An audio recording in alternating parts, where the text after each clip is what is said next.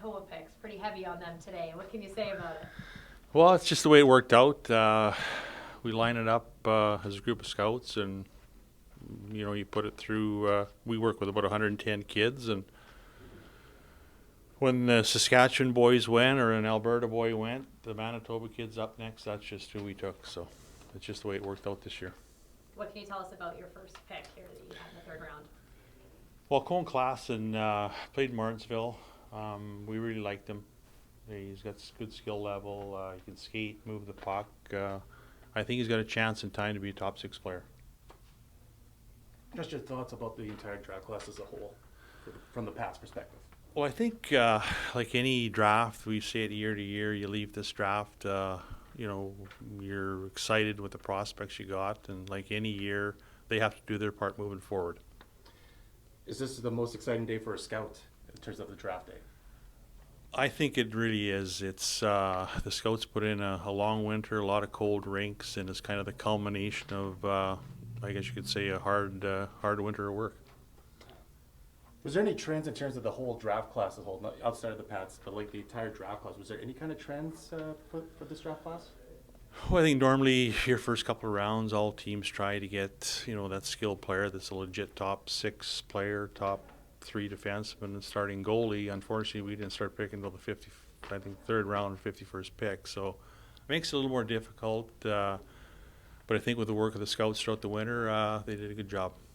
John spoke about it just prior, but he said you've got a 10-hour drive ahead of you and an opportunity to call all these kids and have some good conversations. How excited are you, first and foremost, to, chat with the kids that you've drafted? It's good, Donnie. There's a few of the boys that we haven't talked to one-on-one through the winter, but driving down the road, you get a lot of time to think and reach out to these people and just get a feel for where they're at as far as welcoming to the Regina Pats and moving forward. What are the big tournaments you got that you're going to check out in the summertime? Well, it probably starts, if you wanted to, a couple of weeks from now in Calgary. There's what they call a Stampede Classic. There's a tournament in Denver mid-June, but you can only be so many places, and sometimes you have to step back a bit and rewind.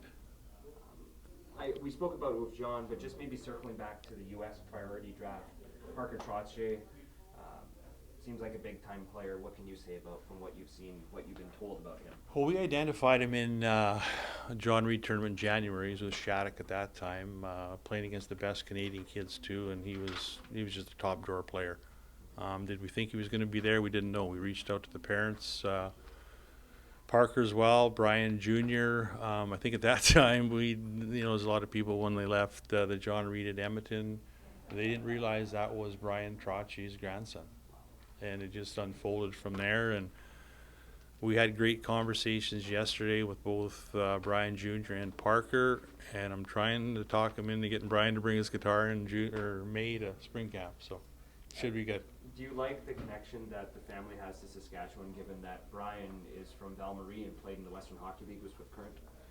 Well, for sure. I mean, talking to Brian Jr., he goes just by Brian, but talking to him yesterday, they were excited. They said Saskatchewan was hopping. That's how he put it. So it was a good day. Obviously, you drafted a good smattering of positional players all over the place, but you can just touch a little bit on what you saw in 9th round goalie Kai Zarowski and how you think he can develop. Well, I think we took a bit of a chance. I mean, every year you don't know. I mean, you get past a certain round of the draft, maybe 5th, 6th round. You have to rely on the kids doing their part. We had a good Alberta Cup. He had a good year in St. Albert. I guess you could call him like the second goalie, but on that team, it was a fairly strong team, but he had good numbers and he did his part. So, I mean, you never know going forward. If he keeps working hard, he might have a chance. I think it was Fenton Mann who had like 90 points in Winnipeg. You drafted him in the later rounds, I believe 7th round, if I stand corrected there. What do you think about the scoring touch that I guess maybe Mark or Rusty saw in yourself over the last couple of months? Well, it's probably more Mark and Russ. They see him more. I get in there about twice a year, but he's just a big guy, moves well, and actually, you look at the amount of points that he has got, it's a tribute to him. I mean, he's kind of a well-rounded defenseman. He's a bit defensive, but he can provide offense too. I don't know if we touched on him, but maybe Cameron Kuzma as well, big body centerman. What do you see? Yeah, he's got, I think, legit chance to be a top 6 player. I think he's about 6'2", 180 now. Played in 2 programs this past winter, one in Delta, then he moved to the JPHL in Edmonton, and he just continued to develop. So I think for whatever reason, strange things happen at the draft table, but he's got a chance to be a good player. I guess maybe my last one for me would just be leading into spring camp. You're 2-3 weeks away from spring camp at the end of May. How excited are you for the opportunity to see these kids up close and personal, as well as maybe the 07s and some of the 06s?